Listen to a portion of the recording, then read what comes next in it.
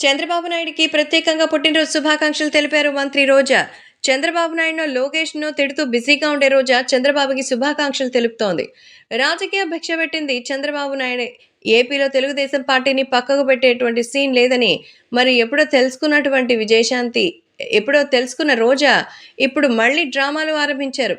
నగరి నియోజకవర్గం నుంచి పోటీ చేస్తున్నటువంటి రోజా ఇప్పుడు తను చేయబోయేటువంటి ప్రయత్నాల్లో కూడా రకరకాలైన మార్పులు చేస్తోంది. ఆ మార్పులు, చేర్పులు తీసుకోవడానికి ఇంకా సమయం పడుతుంది. కాబట్టి ప్రస్తుతం రాష్ట్ర రాజకీయాల్లో మంత్రి రోజా కీలకమైన పాత్రను పోషిస్తూ ఉన్నారు.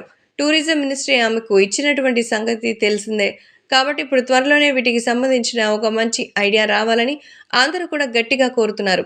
అందుకే ఇప్పుడు మళ్ళీ మంత్రి రోజా తెలుగుదేశం పార్టీ అధినేత చంద్రబాబు నాయుడికి ప్రత్యేకించి సోషల్ మీడియా ద్వారా విషస్ని అందించడం ఆశ్చర్యకరంగా ఉంది.